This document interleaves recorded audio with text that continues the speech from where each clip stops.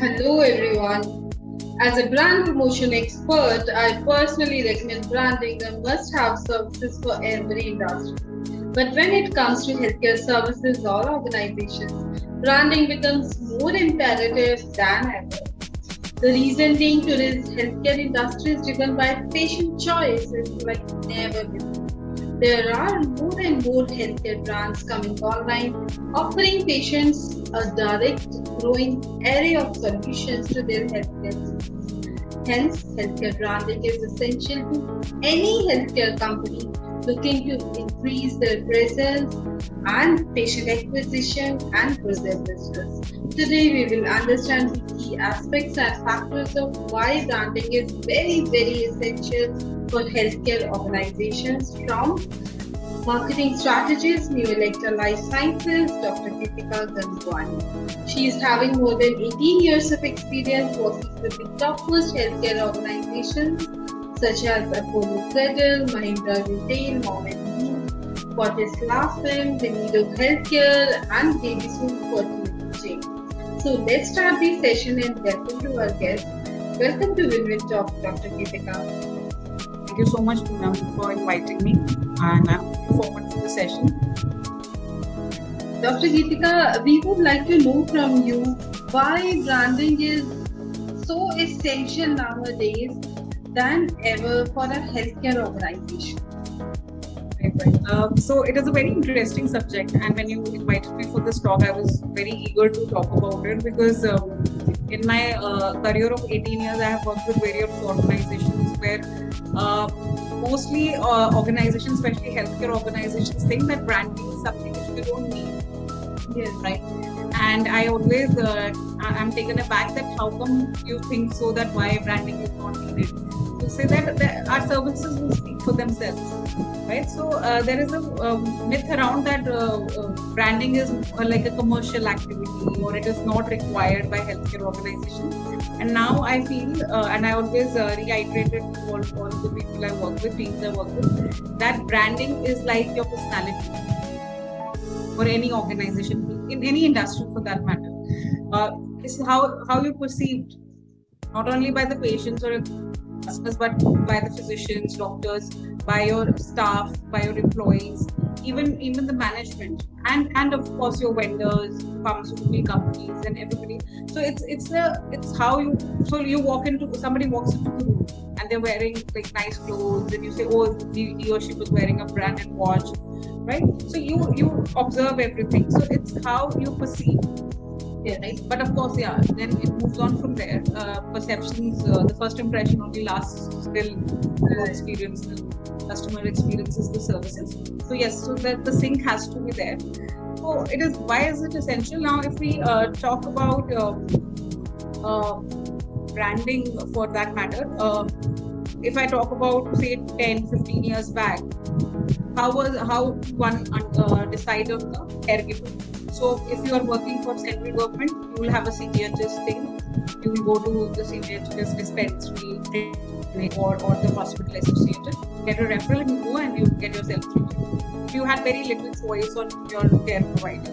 Right. Now, fast forward it to 2020-21. If I have to choose a care provider, I would look for recommendations, of course, from my friends, family. I would go online, look at their website. I'll probably call their customer support. So all the touch points I will first experience, and then I'll choose my care provider. I'll read reviews on Google, that what is the reviews about the hospital, the doctor, and all of it. And once I go to the hospital or the service provider, I will see what is the ambience of the place. How was the front office team? How easy it was for me to access the clinic? Was it available on Google or not? So this all comes under the brand. Right. So there are so many touch points that one needs to manage. It's not like that because I am associated with this. I'm an employee of say central government, so I have to go to CGHS. Right. Now it's become very different, and mostly everybody of us is very educated, informed, and empowered these days. Right. So that is why branding becomes very essential. Now, so I think that the three key factors, that is empowered and educated customer. Even if I talk about a doctor, if say I'm a doctor and I want to associate with the hospital, I will also see what is the reputation of the hospital, how is the Right. hospital perceived, right? Or if I'm a pharmaceutical company and I want to do business with a hospital or a healthcare organization, I would say, okay, will they be able to justify the perception or the values they are promising? They so everybody is a consumer here. Yes. So that is one. Then there's growing competition. So, for Yes. example, if we talk about, say, women and child segment, initially there were no segregated maternity sort of boutique hospitals, but now you see there's so many of them. Yes. Yes, and all of them are either lilac or mauve or lavender color. Yes. Even the visual identity is very, very similar. This landscape is so competitive and cluttered that it's very difficult for us, a particular brand, to stand out that. Yes. And then- so it actually helps to stand out from the crowd. Yes, and we'll just come to that point. So, and of course, your relationship with the industry ecosystem. Like I mentioned, that it's not only the patients who are experiencing your brand, and they're also the doctors, your employees. So your employees can be the best brand ambassadors. Yes. So yeah, so if an employee talks about the brand, they own the brand. So you don't have to do any other thing rather than, and they'll make sure that they stand with the brand values. Coming back now, why does one need to focus on these things? What makes a healthcare brand successful is, why do we need all these things coming in? Is that obviously you want patients to come in, and who've already come, your consumer who's already come should continue using it. So not only hospitals, say I talk about a pharma company. So I start using a multi-vitamin supplement of a particular company, and I find that packaging is good, and I can find ready information. If I have any questions, the customer support is ready to help me out. All of this is there. So what will I do is I'll continue. And on the other scenario, if the packaging is not good, I wanted to raise a complaint, the customer support team was not responsive. No matter how good the supplement would be, I would never go back and buy it. Yes. Right? So it becomes very, very essential that we retain, we acquire new customers, and we retain them as well, so that their lifetime value which they add to the organization keeps increasing. The other thing is that also why branding is important is that there is always a shifting competitive landscape. Today there are so many mergers and acquisitions happening. One day a hospital is called X, and then after you see there's an acquisition and it's called Y. So that recall value, that sort of thing, and then even the consumer will think, or that matter vendors will think, pharma companies will think, oh, the management has changed. Yes. Will they honor their commitments? The customer will think कि management change हो गई है, कहीं ऐसा तो नहीं कि हमको वो चीज नहीं मिल पाएगी तो पहले हमें सर्विस मिलती थी. It is very, very important that there is a lot of chaos happening that way, that this is being acquired by so and so, that is being acquired by so and so. Corporate hospitals are anyways notorious to be labeled that they are not transparent and all of that. It's essential that this is a very, very great opportunity for the brand to stand out, which we were talking just a little while ago. I see like the Ayurvedic brands. Everybody says that they are organic, they are Ayurvedic, they are from the Indian traditional space and all of that. But from the consumer's point of view, if I have to do the Ayurvedic brand, how do I do it? Everybody is saying the same thing. Right? So it becomes very, very essential to stand out there and communicate your value proposition. Right. That how and why are you different from others in the same space? And then obviously maintain and grow your relationships with the industry, within the industry ecosystem. So obviously when there is a brand, there is a insurance company for that matter, say, because a lot of us get insured these days. So when they say you go to this hospital, they're really good. or when I am wanting to choose a care provider and I say, oh, they have so many insurance tie-ups, I can choose anyone, I have to use them and they'll really help me out. So these relationships with your insurance companies, with the corporates, with service providers, they're very, very important. So I think to sum it up, it's how you manage your entire relationship with your consumer, your employees, with your industry ecosystem, doctors. So it becomes a complete sort of a package. Right. So, Dr. Geetika, what are the essential components of a health system to have a successful brand? Right. So the first I would say is your brand positioning. Now, so healthcare has so many specialties. You want to project yourself as a multi-speciality where there are certain specialties there, or do you want to be a single speciality, right? So brand positioning, and so depending on the speciality. So if you say, when I say Escorts, you know that it's healthcare, it's heart care, it's cardiovascular, right? So because they've built themselves, right, that way, they've projected themselves. So it's very, very important that where are you positioning yourself. So I'll not take the name, but there's a very successful hospital which opened up in Bangalore, and then they realized the beautiful space they built, boutique hospital, maternity hospital, and then they realized that the people are not coming there to deliver. So then they went back and did an exercise that why is this not happening? So then they realized the catchment area they were serving is all retired population, and people had to really travel far to come and deliver there, right? So it's very, very important that one needs to know what their target audience is, what demographic they are serving, right? Yeah, and what is their differentiation, what is their USP, what is their unique. That's very important. See, if you read reviews, and I a lot of goes into that. If you go and talk about a doctor, you will see a review, they will say, nobody will say he's an MBBS, MD, BM. No review will be like that he's so educated. Most reviews will be, the doctor was very educated.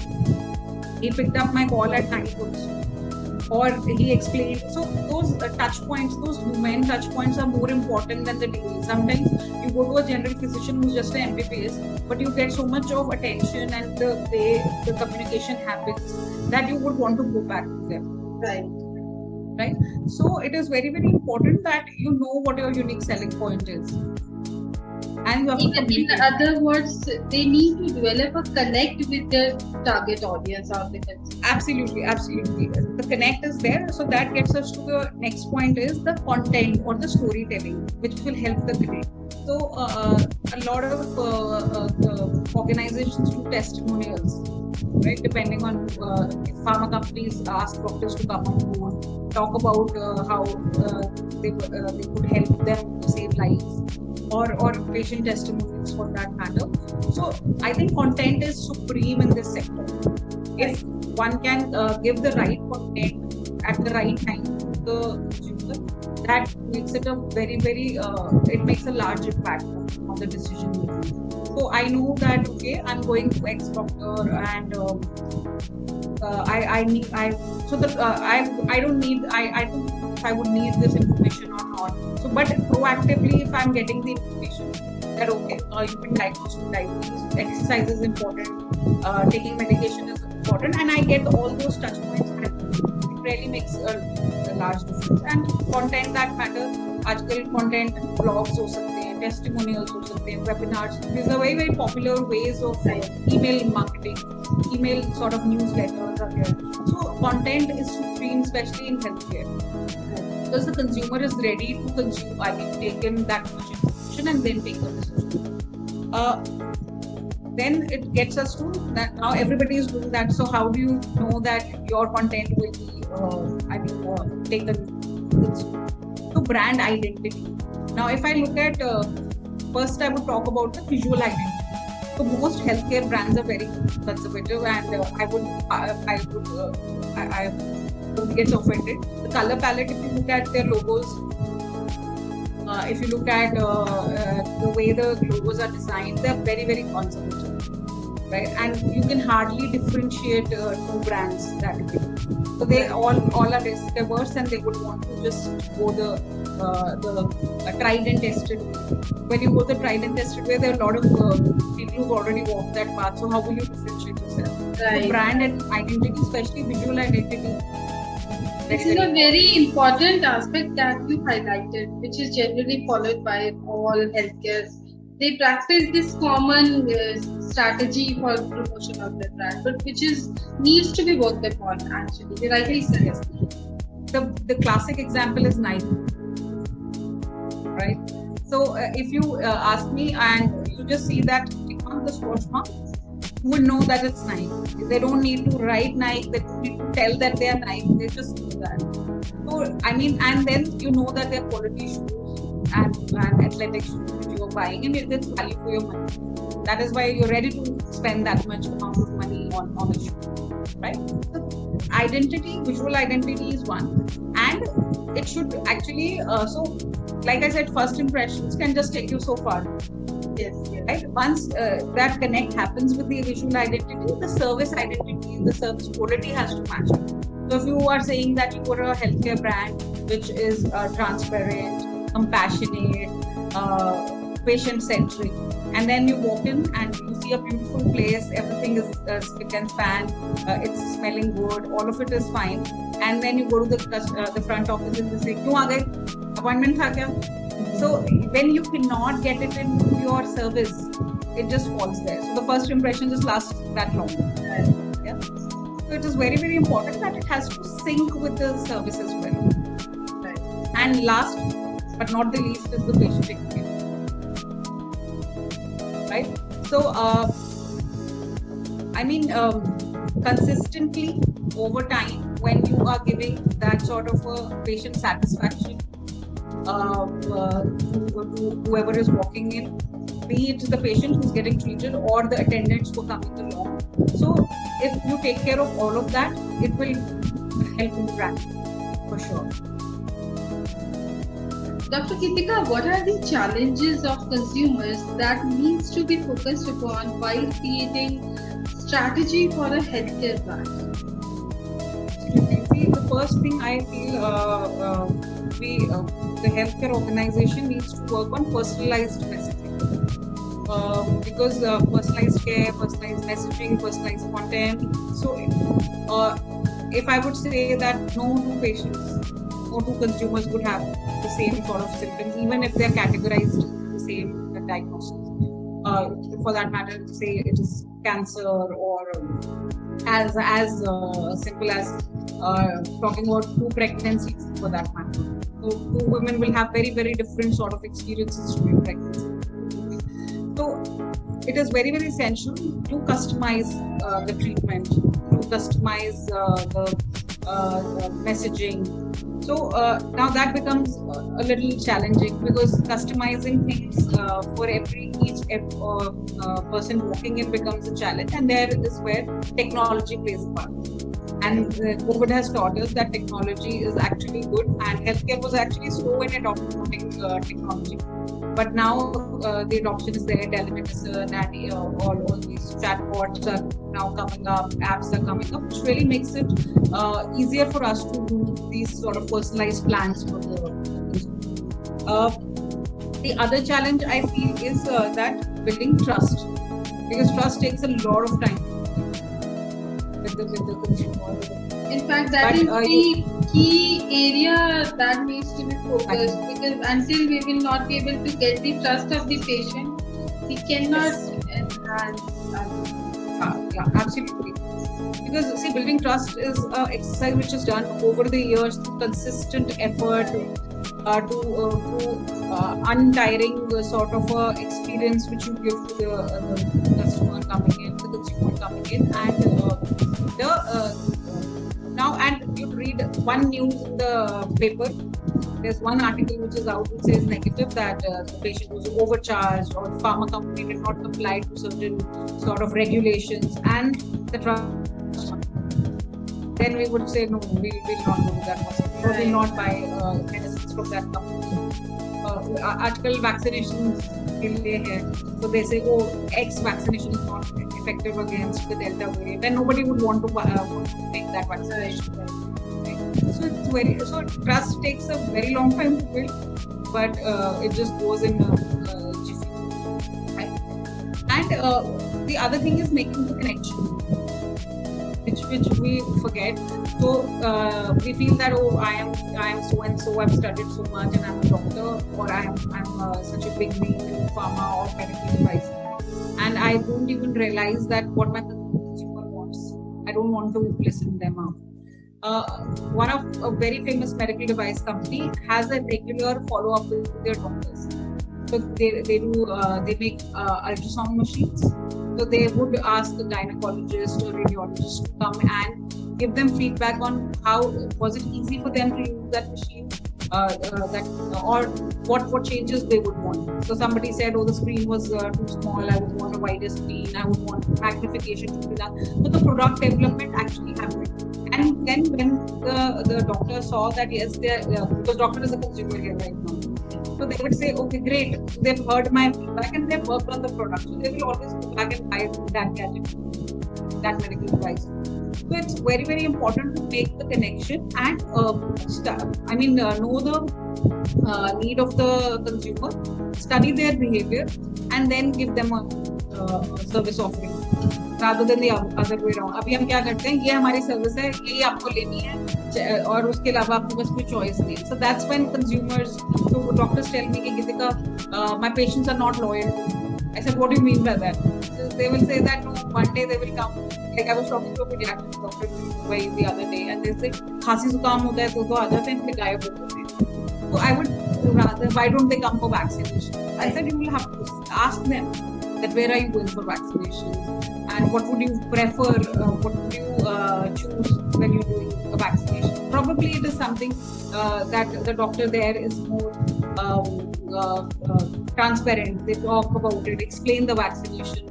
Sometimes I've seen doctors saying that vaccination hai, lena hai to lena hai.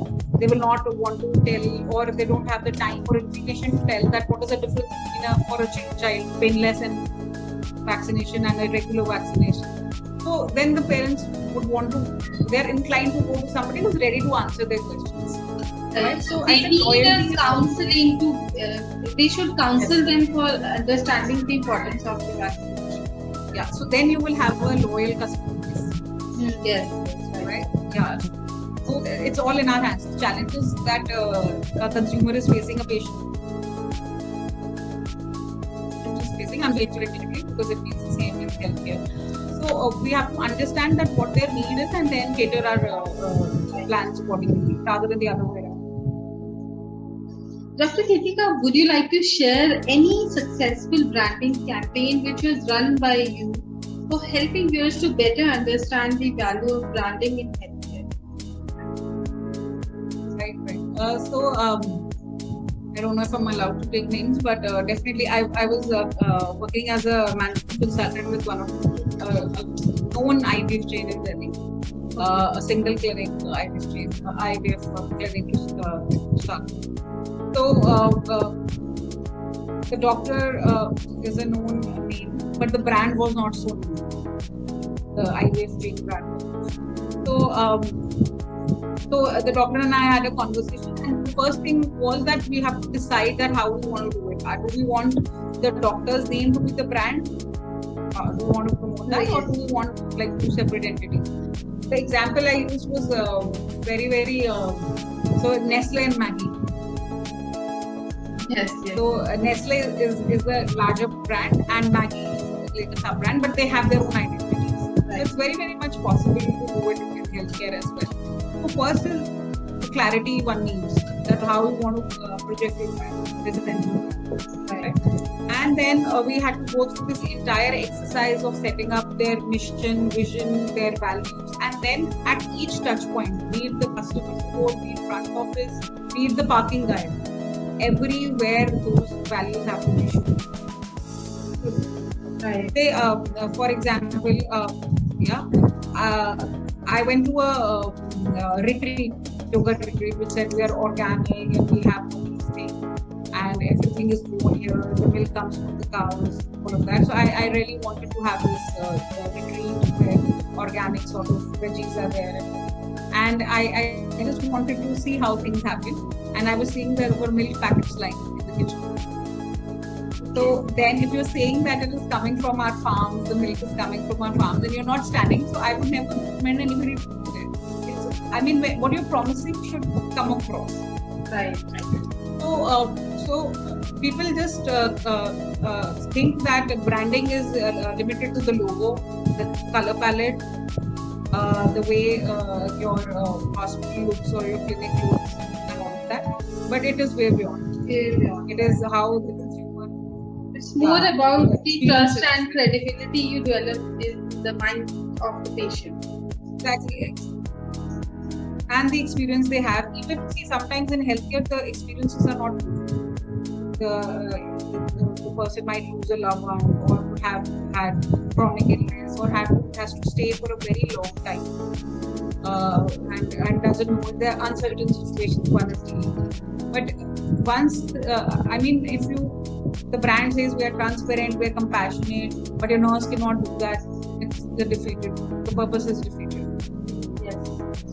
So I'll repeat myself that first impressions can only take you so far. Right. Dr. Geetika, please share some key 5 points for successful brand promotion of a healthcare organization. In short.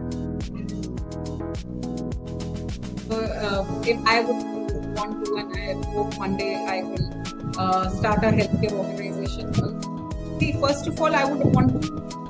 The first point, if somebody is starting a new brand in healthcare, be it a clinic, hospital, or for that matter, any sort of app. Aajkal apps itne aa gaye hain, and they're all working in the same space, right? And they're competing, and right. So first is one needs to define the market segment you want to work. That includes your geography and what type of customers you want to cater to. You cannot cater to everyone. One needs, and what is the size of that customer is. Once you know that this is my market size and this sort of service is needed, then one needs to do the finalize the distribution channel. Say, for example, let me take an example of the flu vaccine, like you talked about, or the COVID vaccine. So any vaccine, like a flu vaccine, would be needed world over. And I want to manufacture them. I have got my regulations done, and all is there, and I'm ready to manufacture it. Or I'm thinking about now US में भी चाहिए, UK में भी चाहिए, India में भी चाहिए, सब जगह चाहिए. So now one needs to define geography. That why is it needed? Okay? And what is the customer type and the size? So if in monsoon a lot of flu cases come in India, say. Obviously, I would want to cater to them. Right? I cannot be everywhere, especially for a startup. Right? Then I would want to see what is the best distribution channel. Say, coming back again to the food. So will I want a direct sales team? So I have to finalize that. Or would I want to go to distributor, or just the online thing? So, for example, this is a new flu vaccine. So obviously, I would want somebody to go and speak to the doctors. Tell them that why is it different from the already existing, right? And obviously distributors are there, and I will also want to use website. So then I would try and do a breakup that my direct sales team will be the major chunk of my channel, and these two channels will also exist like a supporting thing. And then so this becomes very, very important that which channel you want. Like these days, a lot of pharmacies are available online. So they have used, rather than the distributed channel or the direct sales team channel, they are using the e-com channel. So it totally depends on what landscape you want to work. The other thing is that you have to know your value proposition and communicate that. First is define, then is to test, and then refine it. So, say my value proposition is, say for example, if I'm a flu vaccine again, and my value proposition is that it gives 99% sort of protection against flu. That's my value proposition. Now, when I have defined it, I'm going to test it. I take feedback from patients who've taken it, from doctors who've administered it, and then I would probably refine it. They said, no, you're claiming it to be 99%, maybe in your trials it was, but when we are doing it, it's not that way. Why don't you just relook at it? The other thing is that value proposition has to be tailored to each one. So the third very important point is to define and refine your value proposition.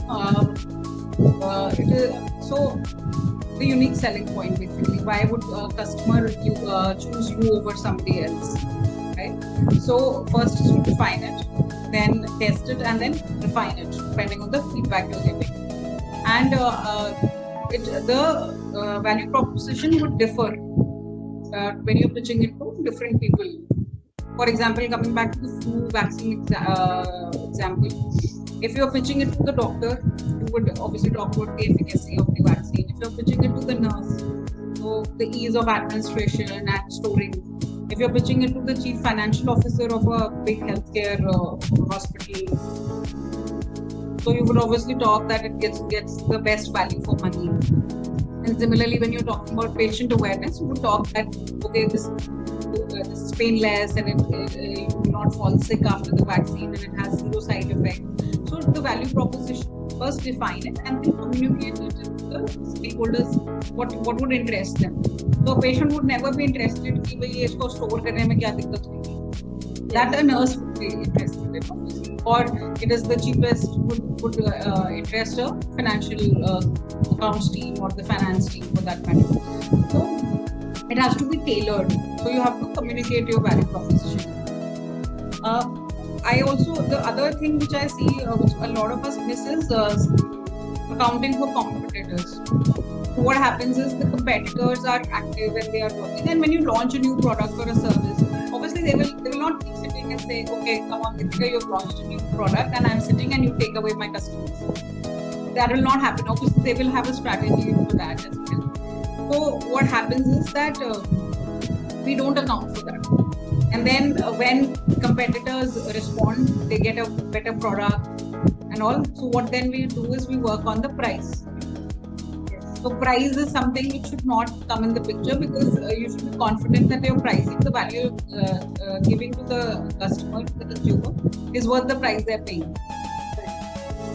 Price war is always a downward spiral. So, for example, two hospitals in the same geography would be doing the same surgeries, but why will a customer go to one and not the other? It's because of the price. That means your branding exercise is totally different if it comes down to the price point. Right? So, and then obviously develop an effective action plan. Right. Once you have figured out all of this, then obviously how you'll action it. For example, again for the flu vaccine, now you know that these are the channels, this is this, and then how the sales team is going to work, their training. Then, so the first sale से पहले बहुत सारा काम होता है. Right. We are always in a hurry that sales start हो जाए, consumers start taking the service and the product. But उससे पहले बहुत सारा काम होता है, which will actually set the stage right for this. Thank you, Dr. Geetika. It's been so insightful to know about the key elements of brand promotion of a healthcare entity. Thank you so much.